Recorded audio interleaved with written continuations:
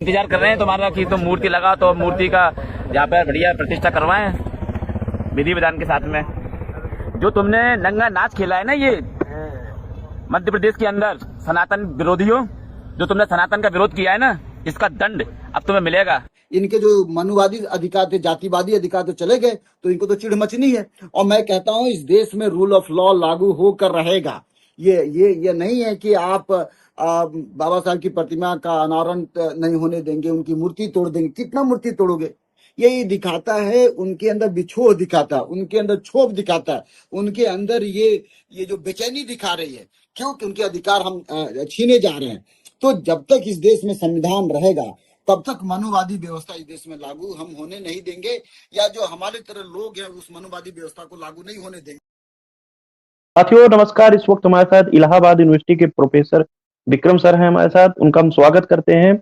जिस तरह बाबा साहब अम्बेडकर की मूर्तियां तमाम देश के कोने कोने में उनकी खंडित की जाती हैं, अभी जो मध्य प्रदेश है वहाँ ग्वालियर जो डिस्ट्रिक्ट है वहाँ हाई कोर्ट में बाबा साहब अम्बेडकर की प्रतिमा लगनी थी, लेकिन जो लोग दूसरी मानसिकता के लोग जो मनुस्मृति को मानते हैं, जो आज भी बाबा साहब अम्बेडकर को उस नजरिए हेट नजरिए से देखते हैं, उन लोगों ने बाबा साहब अम्बेडकर की प्रतिमा न लगे इसके लिए भयंकर विरोध किया। और बहुत सारी खबरें ये भी है कि काफी लोगों के साथ मारपीट भी की गई। क्या कहेंगे सर कि बाबा साहब अम्बेडकर से नफरत करने वाले लोग आज भी उनको क्यों नहीं पचा पाने के काम कर रहे हैं? देखिए विवेक, आपको बहुत बहुत धन्यवाद। ये बहुत दुखद घटना है कि बाबा साहेब की प्रतिमा ग्वालियर में स्थापित होने नहीं दे रहे हैं। ये देश जब बाबा साहब संविधान के आधार पे चल रहा है, जब बाबा साहब के बनाया गया संविधान के आधार पर पूरा देश चल रहा है, तो बाबा साहब के प्रतिमा स्थापित करने में वहां पे क्या दिक्कत आ रही है? हाँ, पिछले ही साल सुप्रीम कोर्ट के ऑनरेबल जस्ट डीवाई चंद्रचूड़ ने बाबा साहब के प्रतिमा सुप्रीम कोर्ट में स्थापित किया था। यह भी एक बहुत दुर्भाग्य है कि बहुत दिनों बाद पिछले साल बाबा साहब का प्रतिमा का अनावरण किया गया सुप्रीम कोर्ट में। तो जब सुप्रीम कोर्ट में बाबा साहब की प्रतिमा अनावरण किया जा सकता है, तो मैं तो कहूँगा कि भारत का हर जिला न्यायालय, हर हाई कोर्ट में, हर सत्र न्यायालय पे, जितने भी तमाम हाई कोर्ट हैं भारत के, लोअर कोर्ट हैं, सभी जगहों पे बाबा साहब के प्रतिमा का अनावरण किया जाना चाहिए। ये मेरा मांग है ये भारत सरकार के ऑनरेबल प्राइम मिनिस्टर से कि आप हर जगह पे बाबा साहब की प्रतिमा का अनावरण करें, केवल दिखावा मत करें। तो ये बात। दूसरी बात मैं ये कहना चाहता हूँ कि ये जो मध्य प्रदेश में जो विरोध किया जा रहा है, देखने वाली बात है कि किस जाति के लोग हैं। जाहिर है जो मेरी जानकारी में है कि ज्यादातर ब्राह्मण समाज के द्वारा विरोध किया जा रहा है। अब ब्राह्मण समाज क्यों इसका विरोध कर रहा है? क्योंकि ब्राह्मण समाज इस देश में मनुस्मृति को लागू करना चाहता है, और इनडायरेक्टली डायरेक्टली मनुस्मृति भारत में लागू है।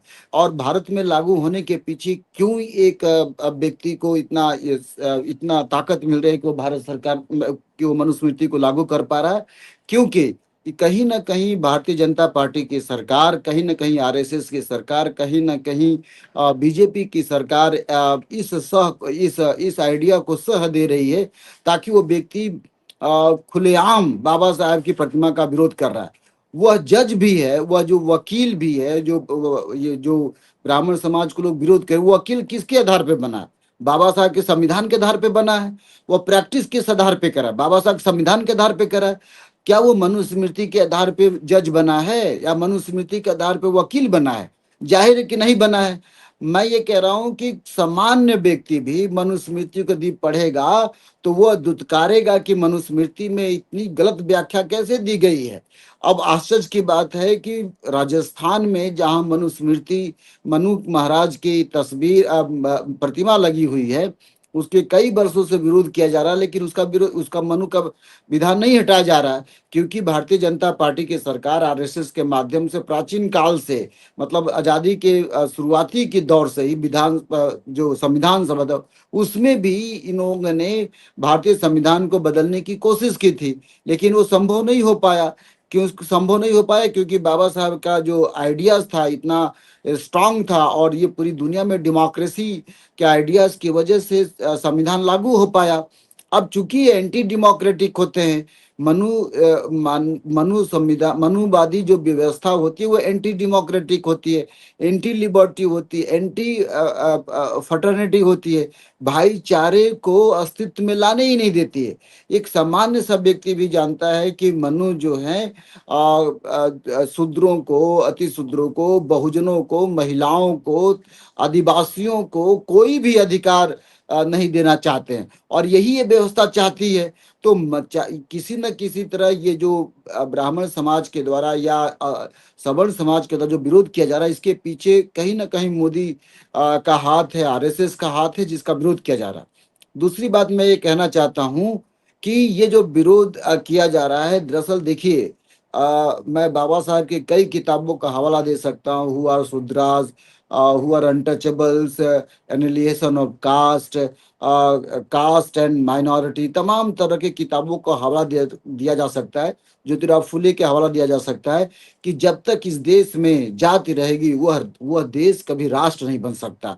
तो India is not a nation, this is not my statement, well Jyotirao Phule also stated this one कि ये देश नहीं है, क्योंकि जातियों का ये देश है, कास्ट है तो राष्ट्र है, जब कास्ट, जहाँ पे कास्ट होगा वहाँ राष्ट्र नहीं बन सकता है। यह बात जो ग्वालियर के लोग हैं उनको समझ लेना चाहिए। जबकि बाबा साहब की प्रतिमा का मतलब क्या है? डेमोक्रेसी। बाबा साहब की प्रतिमा का मतलब क्या है? Human rights. बाबा साहब की प्रतिमा का क्या मतलब है? लिबर्टी। बाबा साहब की प्रतिमा का क्या मतलब है? सॉवरेंटी। बाबा साहब की प्रतिमा का क्या मतलब है? इस देश में तमाम वंचितों को लोगों को अधिकार मिल सके, तभी तो हम इस देश में अपनी बात कह पा रहे हैं। मैं भी जो अपनी बात कह पा रहा हूँ वो बाबा साहब के संविधान की वजह से कह पा रहा हूँ। यदि यहीं पर रोकना चाहूंगा सर। अभी आप जहाँ जिस यूनिवर्सिटी में हैं सर, वहां से कुछ ही दूरी पर हाई कोर्ट है। वहां पर भी देखने को मिला कि हाई कोर्ट के सामने बाबा साहब की प्रतिमा है, वहां पर भी कुछ लोगों ने उनकी प्रतिमा के साथ जिस तरह छेड़छाड़ किया, काफी बवाल भी हुआ। तो अंबेडकर से ही क्यों इन लोगों को इतनी नफरत है? क्योंकि अंबेडकर साहब ने संविधान बनाया, और संविधान बना करके ये जो सामंतवादी, मनुवादी, पूंजीवादी का जो विचारधारा का आइडियाज था, उन सारे अधिकारों को संविधान ने समाप्त कर दिया। वो चाहते हैं जाति बनी रहे, लेकिन फंडामेंटल राइट्स में ये दिखाया कि जाति समाप्त हो गई। कोई भी इस देश में जाति को मानेगा संवैधानिक रूप से, उसको पनिशमेंट है, उसको सजा है। ये बाबा साहब ने कहा था। न केवल इतना बल्कि ट्रायल के लिए भी बाबा साहब ने अनुच्छेद 35 की तरह ट्रायल की भी व्यवस्था की। मनुस्मृति में क्या था कि ट्रायल नहीं था। आप अगर अनटचेबल हैं तो आप इसके हकदार हैं, आप पनिशमेंट के हकदार हैं। आप शूद्र हैं तो पनिशमेंट के हकदार हैं, आप महिला हैं तो पनिशमेंट का हकदार हैं। तो बाबा साहब से इसलिए चिढ़ मची है क्योंकि बाबा साहब ने उनके सारे अधिकार, जो ब्राह्मणों के अधिकार थे, पुश्तैनी अधिकार थे कि ब्राह्मण होने के नाते ही आपको सारी सुविधाएं मिल जा रही हैं, अपर कास्ट होने के नाते ही आपको सारी सुविधाएं मिल जाती हैं, सारी अधिकार मिल जाते हैं, उन सारे अधिकारों को बाबा साहब ने संविधान के माध्यम से समाप्त कर दिया। जाहिर है कि भारतीय इतिहास में ऐसा कोई महापुरुष नहीं हुआ जिसने संविधान के माध्यम से इस जो अपर कास्ट के जो अधिकार थे उसको समाप्त कर दिया। तो अब अधिकार समाप्त कर दिया गया तो जैसे ये चम्मच लेकर पैदा होते थे, अब इनको पढ़ना पड़ रहा है। अब पहले खेतों में हरवाह होते थे, अब हरवाही समाप्त हो गई। पहले खेतों में दूसरे बिरादरी के लोग, जमींदारी सिस्टम था, वो समाप्त कर दिया गया। पहले आपके ये सिस्टम था, क्या कहते हैं आपका, ये जो तमाम तरह के जो लोग अपर कास्ट के घरों में काम करते, जैसे हरवाही सिस्टम था, खोत सिस्टम था, महाराष्ट्र में खोती सिस्टम था, यहाँ पे जमींदारी सिस्टम था, तमाम तरह के जो सामंतवादी व्यवस्था थी, इन सारी व्यवस्थाओं को बाबा साहब ने एक कलम से संविधान में समाप्त कर दिया। तो जाहिर है इनके अधिकार गए, इनके जो मनुवादी अधिकार थे, जातिवादी अधिकार तो चले गए, तो इनको तो चिढ़ मचनी है। और मैं कहता हूं इस देश में रूल ऑफ लॉ लागू होकर रहेगा। ये नहीं है कि आप बाबा साहब की प्रतिमा का अनावरण नहीं होने देंगे, उनकी मूर्ति तोड़ देंगे। कितना मूर्ति तोड़ोगे? यही दिखाता है, उनके अंदर बिछोह दिखाता है, उनके अंदर क्षोभ दिखाता है, उनके अंदर ये जो बेचैनी दिखा रही है, क्योंकि उनके अधिकार हम छीने जा रहे हैं। तो जब तक इस देश में संविधान रहेगा तब तक मनुवादी व्यवस्था इस देश में लागू हम होने नहीं देंगे, या जो हमारे तरह लोग हैं उस मनुवादी व्यवस्था को लागू नहीं होने देंगे। इसी वजह से बाबा साहब की प्रतिमा तोड़ी जा रही है, इसी वजह से बाबा साहब की प्रतिमा को न रखने की व्यवस्था। अभी देखिए हाल ही में जो राहुल गांधी पटना में बहुत पुराने डिमांड था कि बाबा साहब ने संविधान में जब वो काउंसिल में मिनिस्टर थे तब उन्होंने कहा था कि प्राइवेट सेक्टर में रिजर्वेशन होना चाहिए। इसका डिमांड भी कई दिनों से चल रहा है, और इस डिमांड को राहुल गांधी ने पिछले दिनों उठाया। तो ये हमारा पुराना डिमांड है कि रिजर्वेशन को प्राइवेट सेक्टर में लागू करना है। अब इस बात से भी अपर कास्ट के लोग चिढ़े हुए हैं। तो ये संविधान ने अधिकार दिया कि रिजर्वेशन प्राइवेट सेक्टर में होना चाहिए। संविधान ने यह भी अधिकार दिया कि जाति जनगणना के बारे में अभी मोदी साहब मजबूर हो गए कि जाति जनगणना होगा। अब जाति जनगणना जब जाति जनगणना होगी तो ये जो अपर कास्ट के लोग अघोषित रूप से 3000 वर्षों से जो मलाई खा रहे हैं, जो आरक्षण का अघोषित आरक्षण का लाभ रहे हैं, उस पर भी कुठाराघात होगा। हम ये देखना चाहते हैं कि मंदिरों में किस तरह से अधिकार कर बैठे हैं। हम देखना चाहते हैं कि 3.5% लोग का जुडिशरी में कितना क्यों हस्तक्षेप है, कॉलेजियन सिस्टम पे क्यों इतना हस्तक्षेप है, आपके एजुकेटिव काउंसिल में इतना क्यों हस्तक्षेप है, स्पोर्ट्स में क्यों हस्तक्षेप है। तो ये जाति जनगणना तय करेगा कि किस प्रकार से जो अधिकार लिए बैठे हैं वो अधिकार इनसे छीना जाएगा। इसलिए चीड़ मची है, और करने वाला कौन है? एक आदमी, पूरे भारत में एक आदमी, जिसका नाम है डॉक्टर BR अम्बेडकर। और फूले का भी इसलिए विरोध किया जा रहा है क्योंकि फूले साहब ने ब्राह्मणों के जो एक छत्र लाभ था उसका विरोध किया। तो इस वजह से इनको चिढ़ मची है कि नहीं भाई, जो भी बहुजन महापुरुष हैं उनको हमको विरोध करना ही करना है।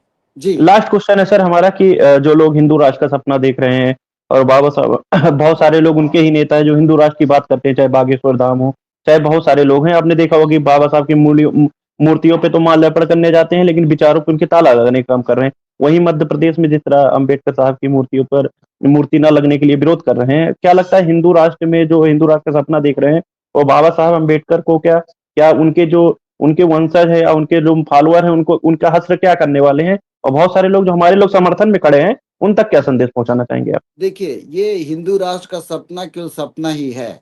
ये इनका सपना, ये शुरू से सपना देख रहे हैं। आजादी से पहले से ये हिंदू राष्ट्र बनाने, जब पता चला कि संविधान बनेगा, बेबल योजना आएगी, लॉर्ड माउंटबेटन ने ये संविधान सभा का गठन करने का निर्देश दे दिया है, तभी से इनके पेट में मरोड़ मच रहा है कि कैसे इस देश का संविधान बनेगा जिसमें हिंदू राष्ट्र की व्यवस्था ना हो। तो ये इनका पुराना सपना है, और दुखद बात है कि भारतीय जनता पार्टी की सरकार 2 बार रही, एक अटल बिहारी वाजपेयी के नेतृत्व में और दूसरे इनका मोदी के नेतृत्व में। लेकिन न तो मोदी कर पा रहे हैं, न तो अटल बिहारी वाजपेयी कर पाएंगे, और आने वाले समय में भी ये लोग किसी भी कीमत पे हिंदू राष्ट्र का सपना पूरा नहीं कर पाएंगे। तो ये तो बाबा साहब ने अपनी किताब में कई बार कहा कि साधु महात्माओं के क्या बात है, साधु महात्माओं के तो वर्ड को उन्होंने खारिज ही कर दिया। ये तो कभी जाति के बारे में बात ही नहीं कर पाए। तो इनके कह देने से भारत हिंदू राष्ट्र नहीं बनेगा। जिस दिन भारत हिंदू राष्ट्र बनने की कवायद आएगी इस देश में, मैं ये कह रहा हूं कि न जाने किस तरह से इमरजेंसी लागू होगा। और देखिए, बहुजन समाज अब चुप बैठने वाला समाज नहीं है। हो सकता है राजनीतिक रूप से हम कमजोर हुए हैं, लेकिन सामाजिक रूप से, चेतना के रूप में हम बहुत मजबूत हुए हैं। इसलिए इनका ये सपना का सपना रह जाएगा, भारत कभी भी हिंदू राष्ट्र नहीं बनेगा। जी जी, तो साथियों हमारे साथ प्रोफेसर विक्रम थे और उन्होंने साफ तौर पे जो हमने सवाल किए उस पे अपनी बातें रखी। जो भी साथी उस वीडियो को देख रहा है, वीडियो को ज्यादा शेयर करें, और सर ने जो बातें कही हैं उस पर आपकी क्या राय है कमेंट बॉक्स में जरूर दीजिए। तब तक लिए बने रहिए बहुजन 85। बहुत बहुत धन्यवाद सर। धन्यवाद।